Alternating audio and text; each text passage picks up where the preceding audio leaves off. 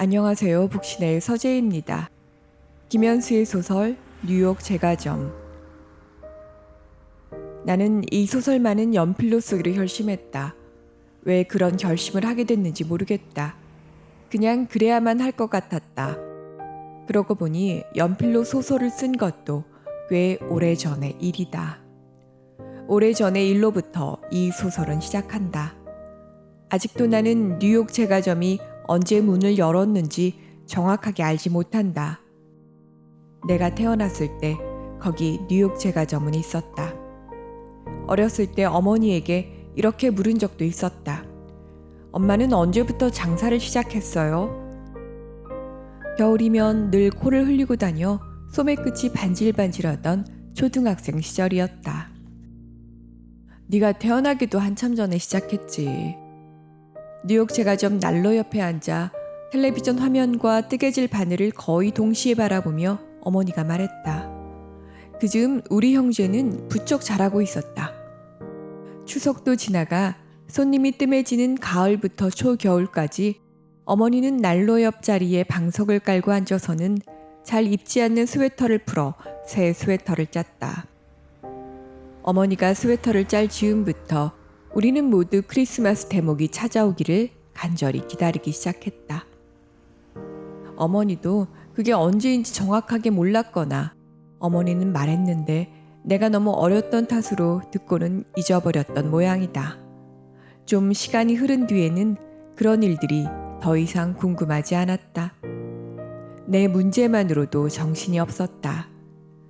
뉴욕 제과점은 내가 태어나기 전부터 거기에 있었으니까 죽은 뒤에도 거기에 있을 것이라고 쉽게 생각했던 것 같다. 물론 인생은 그런 게 아니다.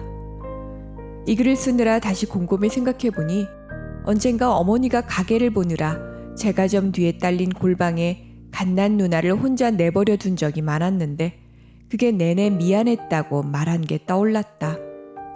내가 태어났을 때 그런 방은 없었다. 어디에 그런 방이 있었어요? 난로에 언발을 녹이고 있었거나 제과점 문을 들락거리면서 물었을 테다. 저기 수족관 있는 데까지가 방이었어. 그때는 집이 없어갖고 한 방에서 다 그래 잠도 자고 밥도 먹고 그랬거든. 다행히 내가 태어났을 때만 해도 우리에게는 따로 살림집이 있었다. 그러니까 나만 빼놓고 우리 형제는 모두 뉴욕 제과점에서 태어난 셈이다. 단팥빵이나 크림빵처럼 미운 오리새끼도 아니고 형제간에 그런 식으로 차이가 나다니 별로 기분 좋은 일은 아니다. 누나는 1965년생이다. 그렇다면 뉴욕 제과점이 문을 연 것은 1965년 이전의 일이 되는 셈이다. 월남 파병이 결정되고 이승만이 하와이에서 죽고 대학생들의 반대 속에 한일협정이 조인될 무렵이었다. 그 모든 일들이 내가 태어나기도 전에 다 일어났다. 그렇게 오래전부터 뉴욕 제과점은 거기에 있었다. 나는 뉴욕 제과점에서 태어나지도 않았는데 사람들은 나를 뉴욕 제과점 막내 아들이라고 불렀다. 서울에서 우연히 고향 사람들을 만날 때면 지금도 간혹 뉴욕 제과점 얘기가 나온다. 모두들 나보다 먼저 태어난 사람들이다. 역전에 있었다고 하면 대부분 기억해낸다. 어머, 여고 시절에 거기서 미팅을 자주 했는데. 언젠가 인사동 술집 울역에서 만난 한 시인이 내게 그렇게 말했던 것 같다. 그날 나는 술이 많이 취해 있었다. 나는 이렇게 얘기했으리라. 이젠 더 이상 제과점을 하지 않아요. 뉴욕 제과점을 기억하는 고향 사람들에게 내가 늘 하던 말이다. 하지만 사람들이 내 말에 놀라거나 충격받는 경우는 거의 없다. 여학생 시절에 미팅까지 했던 곳이라면 그리고 이제 더 이상 그런 곳이 이 세상에 존재하지 않는다면 그게 어째서 놀라거나 충격받을 만한 일일까? 나는 가끔 얘기하다가 멍청한 표정으로 이런 생각에 잠겨 한참 고향 얘기에 열을 올리는 상대방을 당황하게 만들기도 한다. 고향 사람들과 얘기할 때 나는 곧잘 문맥을 놓친다. 나는 뉴욕 제과점이 있었던 그 거리에서 사라질 상점을 모두 기억하고 있다. 상점과 함께 동네를 떠나버린 사람들도 모두 기억하고 있다. 나란 존재는 그 거리에서 배운 것들과 그 거리 밖에서 배운 것들로 이루어진 어떤 것이다. 물론 그 거리에서 배운 것이 압도적으로 많다. 내 몸 안에는 내가 어려서 본 상인들의 세계가 아직도 생생하게 남아있다. 저마다 내걸었던 양철 간판이나 형광등 간판이 어제 본 것처럼 또렷하다. 그 거리는 이제 이 세상에 존재하지 않는다. 지금 고향에 있는 거리는 예전에 내가 살았던 곳이 아니다. 어떤 의미에서 나는 실향민이나 마찬가지다. 지물포와 철물상과 목재상과 신발 가게와 중국집과 금은방과 전당포와 양복점과 대포집과 명찰 가게와 다방 재료상과 전업사와 저울 가게와 하숙집과 대사방과 도장 가게가 있던 내 고향은 영원히 사라졌다. 개발은 모든 작은 상점을 없애버렸다. 대단히 쓸쓸한 일이다. 죽게 되면 자신의 삶을 처음부터 끝까지 다시 되돌아볼 기회가 있다고 말하는 사람들도 있던데, 만약 그게 사실이라면 나는 다른 시절에 할애된 시간을 줄여서라도 어렸던 그 시절, 그 거리를 오랫동안 공들여 천천히 다시 걸어가고 싶다. 하지만 다른 사람들은 나와는 생각이 많이 다른 모양이었다. 대놓고 물어보진 않았지만 뉴욕 제과점은 그저 학창시절에 미팅을 했던 장소 정도라 죽는 마당에 다시 가보고 싶은 마음은 전혀 없는 것 같았다. 그들로서는 당연한 마음이겠지만 나는 그런 사람들이 좀 야속하다. 뉴욕 제과점이 언제 문을 열었는지 나는 모르지만 언제 문을 닫았는지는 안다.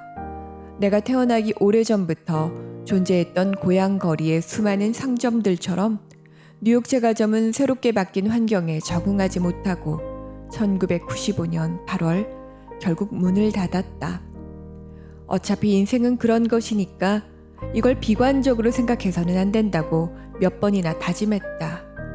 나보다 먼저 세상에 온 것들은 대개 나보다 먼저 이 세상에서 사라진다. 정상적인 세상에서 정상적으로 일어나는 정상적인 일이다. 그러니까 뉴욕 제과점이 이 세상에서 영영 사라지는 일도 그와 마찬가지다. 하지만 과연 그런 것일까? 그저 사라져버리면 그만일까? 나는 1994년 5월 26일자 새김천 신문을 아직도 보관하고 있다. 거기에 다음과 같이 시작하는 기사가 실렸다. 김천 출생의 김현수 군이 시와 소설로 각각 등단한 것이 뒤늦게 밝혀졌다. 나도 기자 생활을 해봤으니 이제는 이게 얼마나 멋진 도입부인지를 잘 안다. 뭔가 흥미진진한 내력이 숨어있을 것만 같다. 하지만 기사는 왜 내 등단 사실이 뒤늦게 밝혀져야만 했는지 아무런 정보도 주지 않는다. 그저 뒤늦게 전해들은 것뿐이다. 그 사실을 뒤늦게 전한 사람은 아버지였다. 아버지는 기사 중 다음 구절에 노란 형광펜으로 줄을 그었다. 역전 파출소 앞 뉴욕 제과점이 집이기도 한 작가 김현수 군은 아버지는 가끔 그렇게 형광펜으로 줄을 그은 신문 기사를 편지봉투에 넣어 보내오곤 했다. 언젠가는 편지봉투를 뜯어보니 조선일보 기사가 나왔다. 그때까지 나는 조선일보와 인터뷰를 하거나 조선일보에 글을 실은 적이 없었다. 펼쳐보니 아쿠타가와 상을 수상한 유미리에 관한 기사였다. 아버지는 유미리라는 이름에 그리고 방황과 절망이 빚어낸 문학성이라는 홍사중 씨의 칼럼 제목에 각각 붉은 형광펜 칠을 해놓았다. 동봉한 편지의 아버지는 나는 너를 믿는다. 내 소신껏 희망을 갖고 밀고 나가거라. 어차피 인생이란 그런 것이 아니겠냐 라고 써놓은 뒤 아니겠냐의 겟과 냐 사이에 V자를 그려놓고 늘을 부기했다. 그 편지를 읽을 때마다 나는 아니겠냐라고 쓴 뒤에 그게 마음에 들지 않아 중간에 늦자를 삽입하는 아버지의 모습을 떠올린다. 아이가 생긴 뒤에야 나는 그게 얼마나 숭고한 일인지 알게 됐다.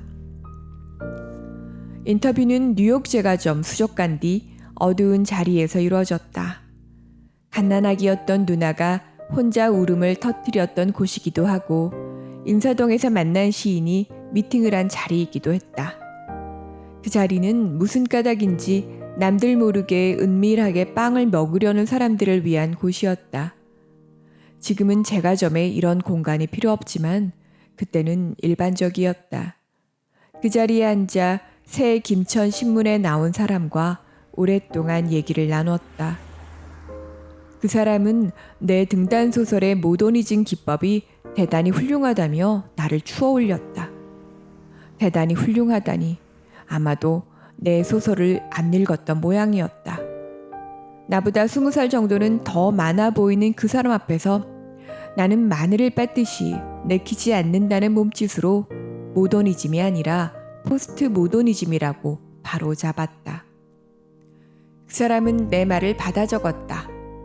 우리 사이에는 어머니가 고른 단팥빵과 크림빵과 곰보빵이 은빛 쟁반에 놓여 있었다. 내가 좋아하는 빵들이었다. 나중에 나는 이 일을 두고두고 후회했다. 인생은 그런 게 아니었다.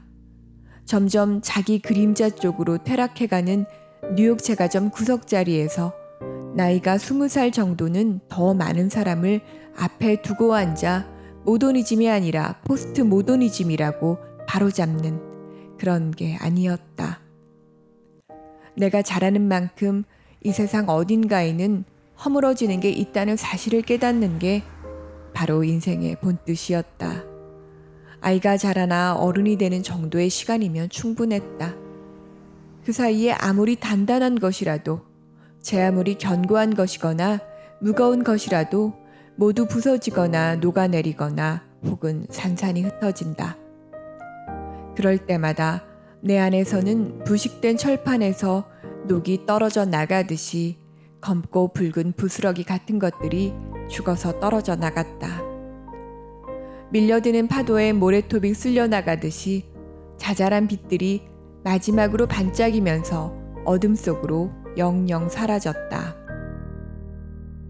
내가 태어나 어른이 되는 그 짧은 시간 동안의 말이다. 그런 줄도 모르고 모더니즘이 아니라 포스트 모더니즘 운운하는 바보 같은 말을 서슴없이 내뱉던 때였으니까 나중에 신문을 받아들고는 무슨 신문 기사에 역전 파출소 옆 뉴욕 제과점이 집이기도 한 작가 같은 표현이 다 실릴 수 있을까 하고 생각한 것은 당연했다. 하지만 그렇지 않다면 나는 또 누구란 말인가? 지금은 경기도에 사니까 또 뉴욕 제과점은 더 이상 존재하지 않으니까 누군가를 만나 나를 소개할 때면 소설을 쓰는 아무개입니다 라고 말하지만 아직도 고향에서 나는 역전 뉴욕 제과점 막내 아들로 통한다. 이제는 죽어서 떨어져 나간 그 흔적도 존재하지 않는 자잘한 빛, 그 부스러기 같은 것이 아직도 나를 규정한다는 사실은 놀랍기만 하다. 눈에 보이지 않는다고 해서 사라졌다는 말은 아니다. 예나 지금이나 내가 뉴욕 제과점 막내 아들이었다는 사실을 알게 됐을 때 사람들의 반응은 늘 똑같다. 다들 빵 하나는 엄청나게 먹었겠구먼 이라고 말한다. 그 부러워하는 표정을 볼 때만은 재벌 2세도 마다할 만하다. 우리 어렸을 때만 해도 빵의 지위는 그처럼 높았다. 덩달아 제과점 막내 아들의 지위도 지금의 소설가 못지않았다. 당연하게도 나는 지금까지 살아오면서 다른 어떤 사람보다 더 많은 빵을 먹었다. 거의 매일같이 빵을 먹었다. 그러다 보면 한 가지 깨닫는 게 생긴다. 생과자나 햄버거나 롤케이크처럼 비싼 빵은 매일 먹는 게 사실상 불가능하다는 점이다. 매일 먹을 수 있는 빵은 몇 가지 되지 않는다. 단팥빵, 크림빵, 곰보빵, 찹쌀떡, 도넛, 우유식빵 같은 제과점의 기본적인 빵에만 질리지 않을 수 있다. 아마도 자장면과 짬뽕을 가장 즐겨하는 중국집 아이가 있다면 내 말이 무슨 뜻인지 이해할 것이다. 죽기 직전 어렸을 때 그 거리를 다시 한번 걸어갈 일이 생긴다면 내 손에는 단팥빵과 크림빵과 곰보빵과 찹쌀떡과 도넛과 우유 식빵이 들려있을 것이다. 하지만 처음부터 빵을 그렇게 마음대로 먹을 수 있었던 것은 아니었다. 나는 뉴욕 제과점에서 빵을 훔쳐먹은 경험도 있다. 남들 듣기에는 버스 차장이 무임 승차해본 적이 있다고 말하는 것이라 마찬가지니 고해소에 들어가 고백한다고 해도 그다지 설득력이 없는 얘기다. 하지만 사실은 사실이다. 어머니가 보지 않을 때 빵을 집어서 도망쳤다. 내게 잘해주던 약국 형제가 있었는데 그 형제에게 빵을 대접하고 싶었던 것이다. 아직 초등학교에도 들어가기 전이었으니 어머니는 막 40대에 접어들고 있었을 테다. 그때는 마음대로 빵을 먹지 못했다. 뉴욕 제과점 막내 아들이라는 호칭이 무색할 정도였다. 다른 사람도 아니고 아들 입으로 들어가는데 그걸 못 먹게 해요? 뉴욕 제과점이 이 세상에서 영영 사라진 뒤에 내가 어머니에게 물은 적이 있었다. 그때는 한 푼이라도 아쉬웠거든. 어머니가 말씀하셨다. 젊었을 때 어머니는 막내 아들이 먹을 빵까지 팔아서 악착같이 돈을 만드셨다. 어쨌든 그 시절에는 일본말로 끼레밭이라는 것을 먹었다. 우리말로 하자면 자투리, 부스러기 정도가 맞을 것이다. 신문지를 깐 큰 철반에 반죽을 채워 가스 오븐에 한참 구우면 철판 가득 카스텔라로 바뀌어 나온다. 때전 하얀 가운을 입은 제빵 기술자 형이 일하는 공장은 가스 오븐의 열기 때문에 늘 후끈거렸다. 공장 안에는 내 아랫만큼이나 큰 대형 선풍기가 있었지만 여름에는 뜨거운 바람만 토해낼 뿐이었다. 기술자 형은 큰 배터리를 검정 테이프로 붙여놓은 빨간색 트랜지스터 라디오에서 흘러나오는 아침 방송을 들으며 가스오븐에서 김이 모락모락 피어나는 카스텔라를 꺼내 밖으로 가져갔다. 잘 구워진 카스텔라의 표면은 코팅을 한 듯 저절로 생긴 기하학적 무늬가 그려져 반질반질했다. 오븐에 들어가기 전에 반죽과 오븐에서 구워진 빵은 같은 물질이라고 볼 수 없을 정도였다. 빵이 구워지는 모습을 나는 몇 번 정도나 봤을까? 한 500번 정도 봤을까? 1000번 정도 봤을까? 하지만 볼 때마다 그건 기적과도 같았다.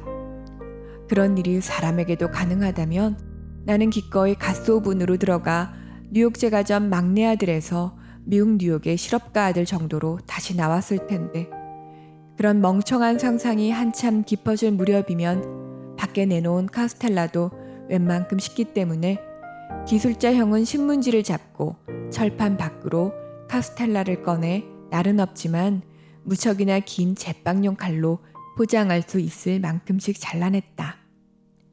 가장 먼저 위아래 좌우에 조금 타서 딱딱한 부분부터 잘라냈다. 기레빠시는 이렇게 잘라낸 빵을 뜻했다. 모양 때문에 잘라냈지만 가게에서 파는 카스텔라나 다름없기 때문에 그냥 버릴 수는 없는 노릇이었다. 그렇다고 다른 사람에게 주기에는 모양이 너무 안 좋았다. 결국 기레빠시는 우리 형제들 찾으러 돌아왔다. 계란과 박력분이 범벅이 된 기레빠시의 맛은 아직까지도 혀끝에 생생하게 남아있다. 나는 단팥빵과 크림빵과 곰보빵과 찹쌀떡과 도넛과 우유식빵에는 질리지 않았지만 이 기레빠시에는 질려버리고 말았다. 결국 우리 형제가 기레빠시에 손을 대지 않게 되자 상하기 직전의 기레빠시는 집에서 키우던 강아지의 차지가 됐다. 강아지도 얼마간은 맛있게 먹었지만 곧 기레빠시를 거들떠 보지도 않게 됐다. 개들마저도 끝내는 알게 된다. 어차피 인생이란 그런 것이다. 과하면 질리게 된다. 한 번은 친구들이 놀러 왔다가 개 밥그릇에 놓인 기레빠시를 보게 됐다. 저게 뭐라?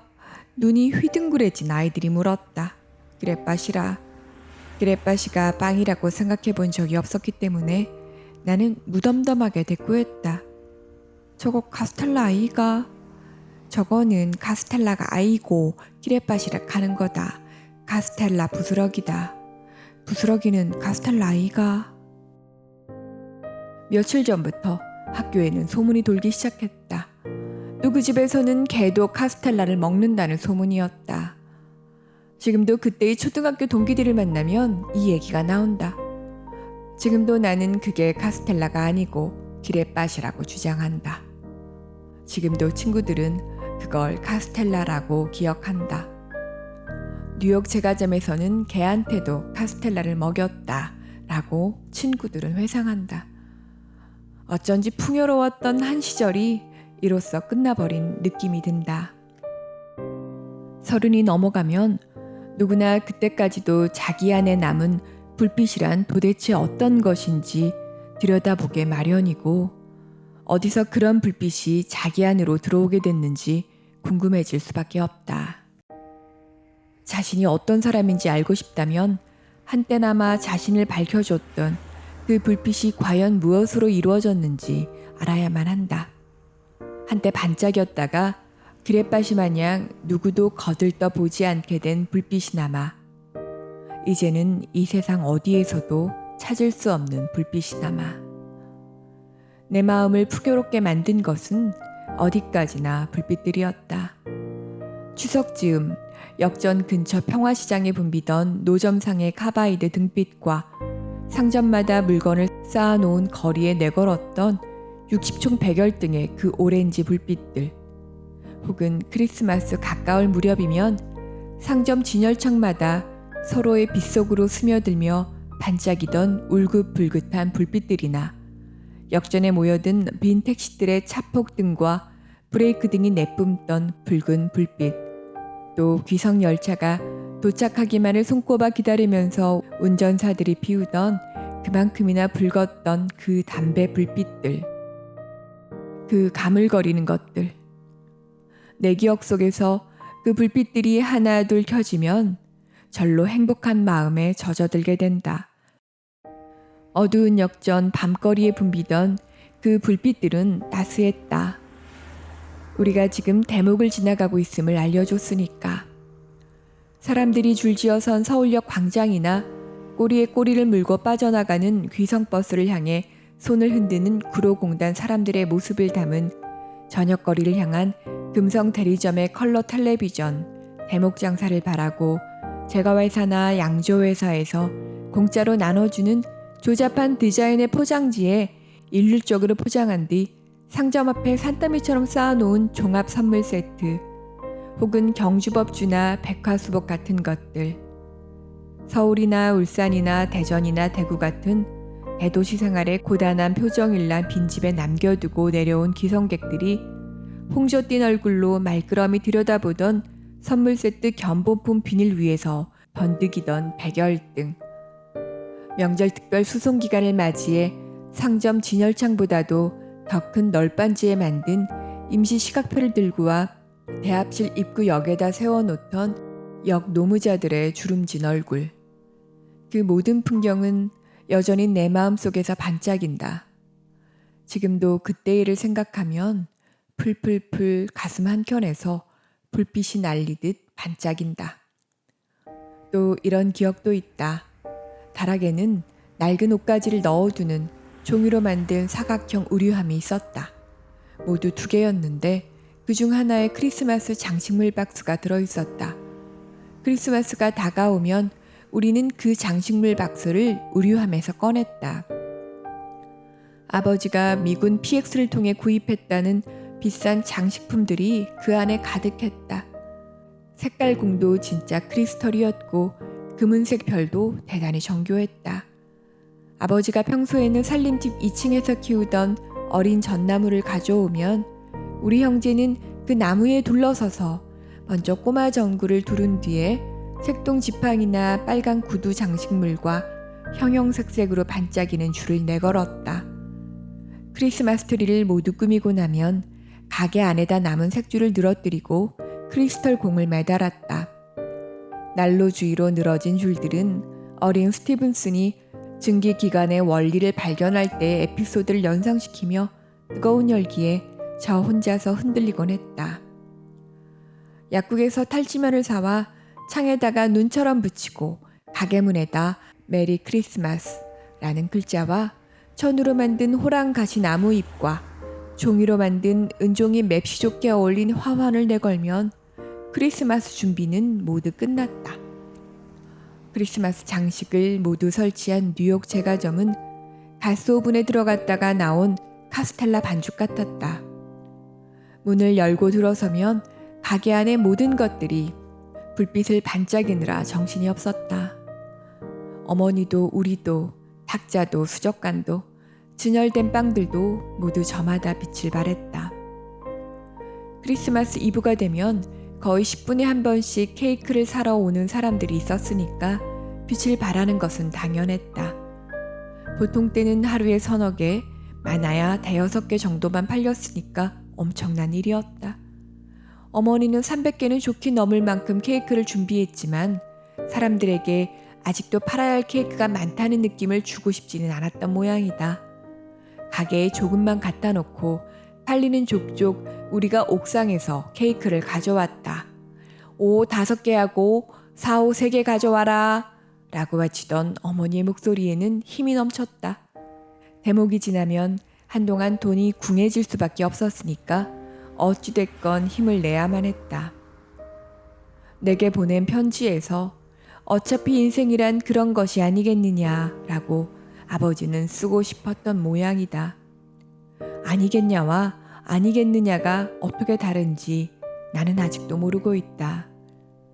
세월이 흘러서 나도 내 아이에게 용기를 북돋아주기 위한 편지를 쓸 때쯤이면 그 차이를 알지도 모르겠다. 그때는 나도 왜 아이는 자라 어른이 되는지, 왜 세상의 모든 불빛은 결국 풀풀풀 반짝이면서 멀어지는지, 왜 모든 것은 기억 속에서만 영원한 것인지 깨닫게 될 것이다. 내 다음 아이들이 자라게 되면, 그 아이들이 어른이 되면, 그 정도의 짧은 시간만 흐르고 나면 나도 아니겠냐와 아니겠느냐의 차이를 알게 될 것이다. 그러니까 지금부터 하는 얘기는 짧았던 뉴욕 제과점의 전성기가 끝난 뒤에 벌어진 일들이다. 내가 아이에서 등단 사실이 뒤늦게 알려진 청년이 되기까지 뉴욕 제과점 그 빛이 내 마음속으로 들어오는 과정을 담은 얘기다. 자, 어떤 걸로 사면 좋겠냐? 아버지가 제과점용 진열장 카탈로그를 우리에게 보여주면서 말했다. 코팅지로 만든 카탈로그에는 미끈하게 생긴 다양한 제과점용 진열장 사진이 인쇄돼 있었다. 그때까지 어머니는 나무 진열장을 사용하고 있었다. 백열등이라 빵이 탐스럽게 보이지 않는 데다가 접촉 부분이 다른 나무문에서는 밀고 닫을 때마다 끽끽 비명소리가 들렸다. 냉장 장치도 없어 더운 여름날이면 케이크를 냉장고에다 넣어둬야 했고 제대로 닫히지 않는 문은 쥐들도 쉽게 열 수 있을 정도였다. 그런 형편이었으니 카탈로그에 실린 진열장은 어떤 것이라도 좋았다. 이것도 괜찮고 저것도 좋고. 아버지는 아마도 미리 가격과 쓰임새를 알아봐 구입할 모델을 점찍어 두고 있었을 것이다. 하지만 우리 형제는 하나같이 금빛, 은빛 불빛을 번득이는 최신형 진열장을 꼼꼼히 살폈다. 카탈로그에 실린 진열장은 정말 근사했다. 냉장 기능을 갖춘 데다가 잘못하면 불꽃을 튀기는 플러그를 매번 꽂았다가 떼었다가 할 필요도 없이 스위치만 누르면 환한 불을 밝힐 수 있었으며 프레임을 철제로 만들어 나무 진열장에 길들여진 쥐들은 체력 단련을 새로 하지 않는 한 침으로 수염을 적시며 하염없이 바라보고 있을 게 틀림없었다. 아버지는 유선형으로 약간 경사 가진 케이크 진열장과 원목의 느낌이 나는 중후한 모양의 빵 진열대를 구입하기로 결정했다. 그 김에 탁자와 의자도 바꾸기로 했으며 손으로 돌리던 빙수기계도 자동형으로 교체했고 식빵 자르는 기계도 구입했다. 그러니까 제5공화국도 막바지로 치닫느라 그 조그만 도시에서도 국민 봉부가 결성되는 등 사회가 어수선하던 무렵이었다. 내가 아는 한 뉴욕 제과점은 3번에 걸쳐서 변화의 기회를 맞이했다. 처음 기회는 박정희가 죽고 난 뒤에 찾아왔다. 빵이라면 고급 생과자만을 생각하던 사람들도 그 즈음부터 일상적으로 빵을 사 먹기 시작했다. 근검 절약과 저축을 미덕으로 내세우던 시대가 지나가고 레포츠니 마이카니 하는 신조어와 함께 소비가 미덕인 시대가 찾아온 것이다. 내 마음속에 지금도 남은 불빛들은 모두 그 즈음 뉴욕 제과점 전성기 시절의 것들이다.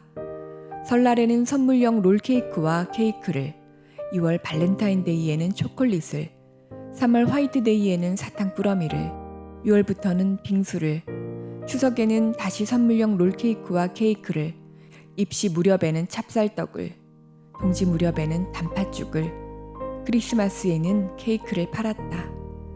그 시절 어머니는 그 대목들을 하나도 놓치지 않았다. 두 번째 기회는 제5공화국이 끝나갈 때쯤 찾아왔다. 이제 뉴욕 제과점에서 대목 장사의 몫은 줄어들기 시작했다.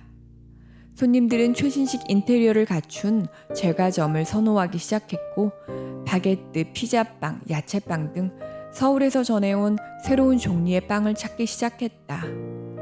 기술자형은 월간 베이커리에 실린 조리법을 한참 들여다보기도 하고 시내의 다른 기술자나 대구의 기술자들에게 직접 배우기도 하더니 피자빵, 야채빵, 밤빵, 옥수수 식빵 따위의 새 메뉴를 만들어냈다. 하지만 바게트만은 끝내 만들지 못했다. 조리법대로 만들긴 했는데 바게트 특유의 바삭바삭하고 질긴 느낌이 나지 않아서 결국 포기하고 말았다. 그렇긴 해도 뉴욕 제과점은 나름대로 성실하게 두 번째 기회를 맞이할 준비를 마친 셈이었다. 그러나 뉴욕 제과점은 그 두 번째 기회를 첫 번째 기회만큼 제대로 맞이하지 못했다. 바게트를 만들지 못해서도 아니었고 대목이 사라졌기 때문도 아니었다. 사실상 뉴욕 제과점을 이끌었던 어머니가 자궁암 판정을 받고 병원에 입원했기 때문이었다. 나는 가족 중 누구에게도 수술의 성공 확률에 대해 들어본 적이 없었다. 왜 그런지 그때의 기억은 제대로 남아있지 않다. 스스로 지워버린 것일까? 아니면 기억에 남겨둘 만큼 심각한 일이 아니라고 생각했던 것일까? 그저 학교와 집만 오간 것은 아닐까 하고 추측할 뿐이다. 가게는 누나가 지켰으며 아버지는 수술을 앞둔 어머니가 있는 대구병원에 내려가 있었다. 가끔 휴일이면 누나를 대신해 혼자서 뉴욕 제과점을 볼 때도 있었다. 나는 빵 가격을 제대로 알지 못했기 때문에 내키는 대로 빵을 팔곤 했다. 끝내 팔기 곤란하다는 생각이 들면 저는 잘 모르니까 나중에 어머니 있을 때 사세요 라고 말하며 손님을 돌려보냈다. 하지만 어머니가 다시 올지 안 올지 나로서는 알 수 없었다. 어머니는 거의 혼자서 뉴욕 제과점을 지켜왔다. 어머니가 없는 뉴욕 제과점이라는 게 도대체 무슨 의미가 있는지 알 수 없었다. 새 진열장과 기계를 갖춘 뉴욕 제과점은 그러나 금방이라도 무너져 내릴 듯 음산해졌다. 공정하게 한가운데를 달린다고 했을 때 예감은 좋은 일과 나쁜 일 중 나쁜 일 쪽으로 곧잘 쓰러지곤 했다. 추억이 곧잘 좋은 일 쪽으로만 내달리는 것과는 참 다르다. 많이 다르다. 그러므로 삶이란 추억으로만 얘기하는 게 좋겠다. 어찌된 일인지 기억나는 것은 대구역에 도착해 이모들과 함께 올랐던 택시에서 들리던 라디오 방송이다. 남녀가 나와 만담하듯 한없이 이런저런 이야기를 나누면서 오후의 한가한 시간을 메우는 그런 종류의 프로그램이었다. 동성론이 서문시장이니 하는 대구의 지명도 기억이 난다. 이모들은 집안 얘기를 하고 있었던 것 같다. 모르겠다. 아무런 얘기도 하지 않았던 것인지도. 나는 낯선 대구 시내를 바라보며 자꾸만 지직거리던 라디오 방송에 귀를 기울이고 있었다. 요새도 나는 한가한 오후에 만담식 라디오 프로그램을 틀어놓은 택시를 타고 낯선 동네를 지날 때면 그때 생각을 한다. 이 현실에서 다른 현실로 빠져들어가는 터널을 지나가는 듯한 느낌이 든다. 병원에 갔더니 어머니는 파리한 얼굴로 누워 있었다. 나는 이모들이 내미는 쌕쌕인가 봉봉인가 하는 음료수를 마셨고 이내 병실에서 나와 복도를 걸었다. 병원의 복도는 베이지색이었지만 그늘진 곳은 밤색에 가까웠다. 복도의 끝에는 중정으로 나가는 나무문이 있었다. 뉴욕 제과점보다도 더 오래전에 지어진 병원이었다. 나는 한참 동안이나 뜰에 심어놓은 나무나 풀 같은 것들을 바라보며 서 있었다. 햇살을 받고 서 있었는지 바람은 불어왔는지 아무런 기억이 없다. 다만 그 나무와 풀 같은 것들을 예전과 마찬가지로 바라볼 수 있게 됐다는 사실이 고마울 뿐이었다는 기억밖에. 그러니까 어머니는 혼자서 위험한 고비를 넘어온 것이다. 추석이나 크리스마스 대목을 넘어가듯이 말이다. 그렇게 해서 나는 뉴욕 제과점 막내 아들로 남을 수 있게 됐다.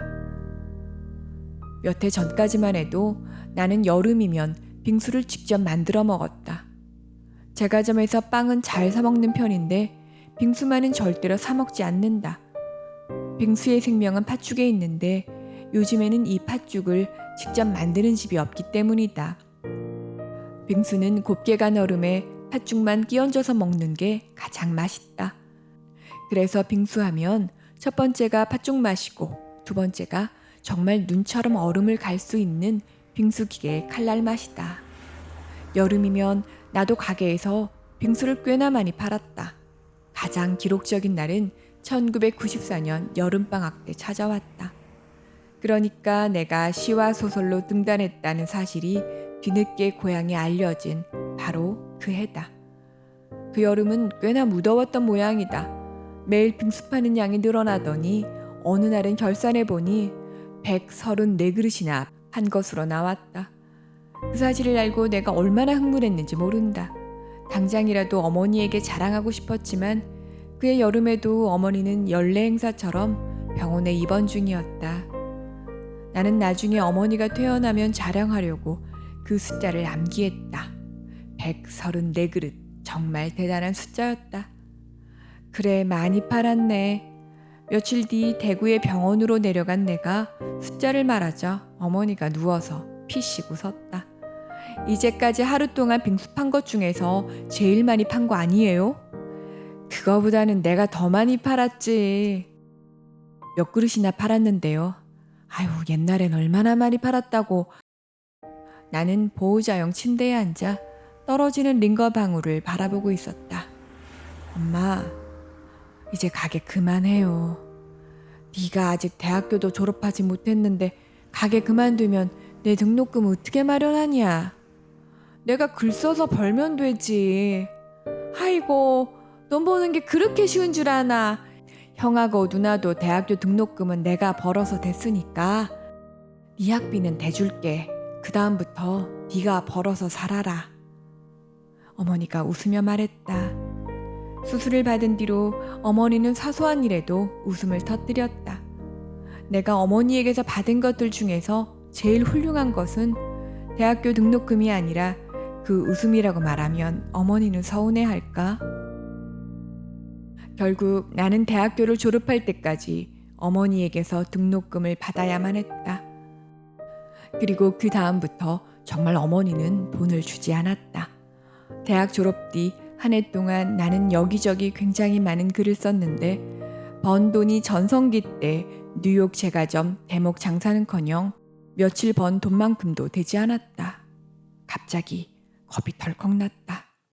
내가 아는 한 마지막 기회가 뉴욕 제과점에 찾아왔다.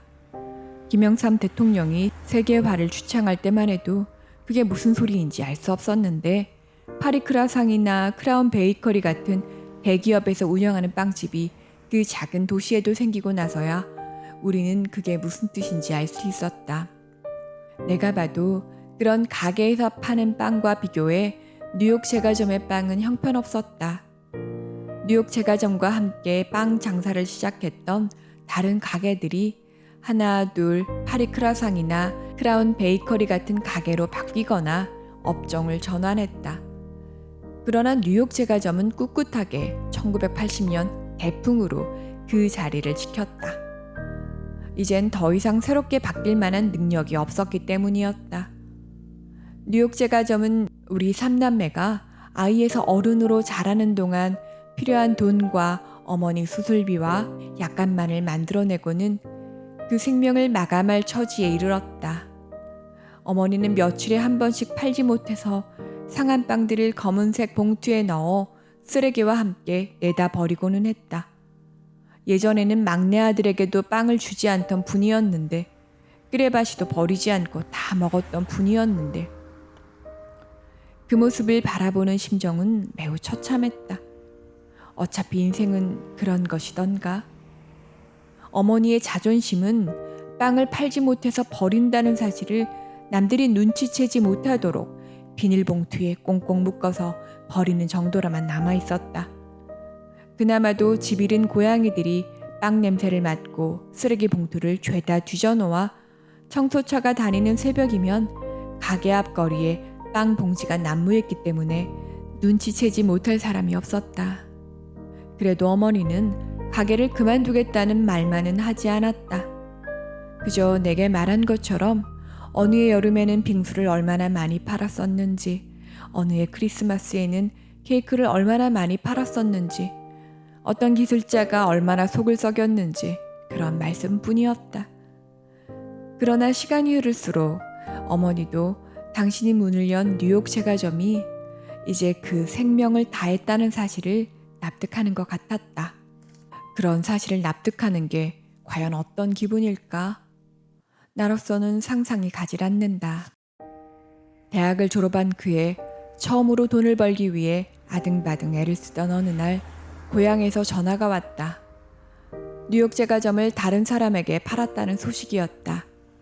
새로 인수한 사람은 그 자리에 기차 승객들을 상대로 한 24시간 국밥집을 차린다고 했다. 나는 잘됐다고 말했다. 뉴욕 제과점이 문을 열 때도 나는 거기 없었는데 문을 닫을 때도 그 광경을 보지 못했다. 나는 국밥집이 된 뉴욕 제과점 자리를 상상해봤다. 잘 상상이 되지 않았다. 이제 이 세상 어디에도 뉴욕 제과점은 없다고 생각하니 조금 쓸쓸한 기분이 들었다. 하지만 그렇게 심각하게 생각하지는 않았다. 역시 그 당시 내가 처한 문제만으로도 걱정할 일은 많았기 때문이다. 그 얼마 뒤 살던 집마저도 역전해서 시 외곽으로 이사했다.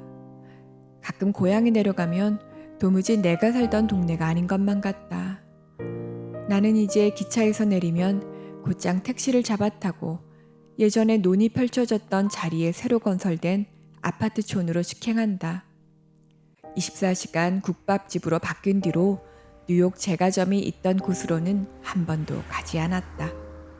어느 날인가 나는 문득 이제 내가 살아갈 세상에는 괴로운 일만 남았다는 생각을 하게 됐다. 앞으로 살아갈 세상에는 늘 누군가 내가 알던 사람이 죽을 것이고 내가 알던 거리가 바뀔 것이고 내가 소중하게 여겼던 것들이 떠나버릴 것이기 때문이다. 단 한 번도 그런 생각을 해본 적이 없었는데 문득 그런 두려움에 사로잡혔다. 그러면서 자꾸만 내 안에 간직한 불빛들을 하나 둘 꺼내보는 일이 잦다는 사실을 깨닫게 됐다. 사탕을 넣어둔 유리 항아리 뚜껑을 자꾸만 열어대는 아이처럼 나는 빤히 보이는 그 불빛들이 그리워 자꾸만 과거 속으로 내달았다. 추억 속에서 조금씩 밝혀지는 그 불빛들의 중심에는 뉴욕 제과점이 늘 존재한다. 내가 태어나서 자라고 어른이 되는 동안 뉴욕 제과점이 있었다는 사실이 내게는 얼마나 큰 도움이 됐는지 모른다. 그리고 이제는 뉴욕 제과점이 내게 만들어준 추억으로 나는 살아가는 셈이다. 이 세상에 존재하지 않는 뭔가가 나를 살아가게 한다니 놀라운 일이었다. 그 다음에 나는 깨달았다. 이제 내가 살아갈 세상에 괴로운 일만 남은 것은 아니라는 사실을. 나도 누군가에게 내가 없어진 뒤에도 오랫동안 위안이 되는 사람으로 남을 수 있게 되리라는 것을 알게 됐다. 삶에서 시간이 아무런 의미가 없다는 사실을. 그저 보이는 것만이 전부는 아니라는 사실을, 이 세상에서 사라졌다고 믿었던 것들이 실은 내 안에 고스란히 존재한다는 사실을 나는 깨닫게 됐다. 그즈음 내게는 아이가 생겼다. 내가 이 세상에서 사라지고 나서도 아주 오랫동안 그 아이가 나 없는 세상을 살아갈 것이라는 사실을 나는 상식적으로 받아들일 수 있게 됐다. 어느 해 추석이었던가 설날이었던가 고향 친구들과 술을 많이 마시고 집으로 돌아가는 길이었다. 꽤나 늦은 시간이었다. 문득 24시간 국밥집이 떠올랐다. 나는 얼마간 망설인 뒤에 그 집에 가보기로 결심했다. 김천역을 빠져나오면 역전 광장 왼쪽에 뉴욕 제과점이 있었다. 양옆에 쇠시로 만든 진열창이, 그 가운데 역시 쇠시로 만든 출입문이 있었다. 출입문 오른쪽에는 스티로폼으로 만든 모형 케이크를 늘 진열해 놓았고 왼쪽에는 주방이 있었다. 오후면 기울어진 햇살이 들어오는 바람에 차양을 드리워야 했다. 가게를 볼 때 나는 오후 4시경이면 줄을 풀어 초록색 차양을 드리웠었다. 출입문을 열고 들어가면 왼쪽으로 80년대 후반에 새로 들여놓은 최신형 케이크 진열대가, 오른쪽으로 개방된 형태의 빵 진열대가 있었다. 한쪽에는 위로 문을 여닫는 아이스크림 냉동고가 있었고, 들어가는 길 맞은편에는 식빵, 롤케이크, 밤빵, 피자빵 등 좀 덩치가 큰 빵과 사탕 따위를 놓아두는 진열대가 하나 더 있었다. 거기를 돌아 들어가면 1번부터 9번까지 테이블이 있었다. 8번과 9번은 수족관 뒤에 있었기 때문에 들어가면서는 잘 보이지 않았다.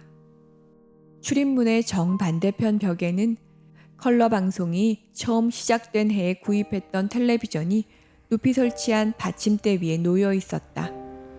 어머니는 늘 케이크 상자나 포장용 비닐을 쌓아두는 1번 테이블 한쪽에 앉아서 낮에는 출입문 쪽을, 밤에는 텔레비전 쪽을 바라보고 있었다.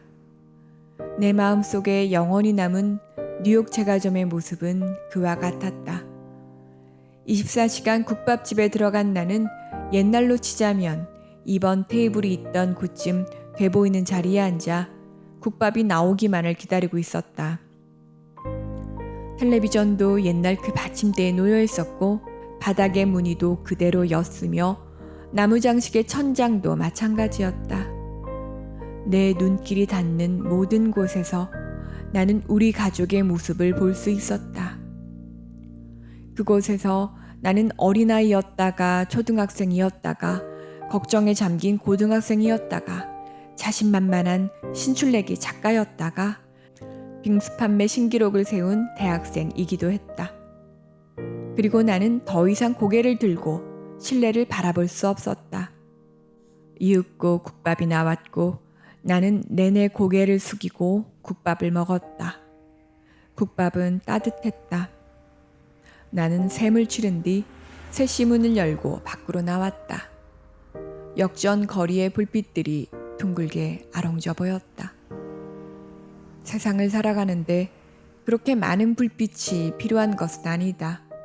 그저 조금만 있으면 된다. 어차피 인생이란 그런 게 아니겠는가? 감사합니다.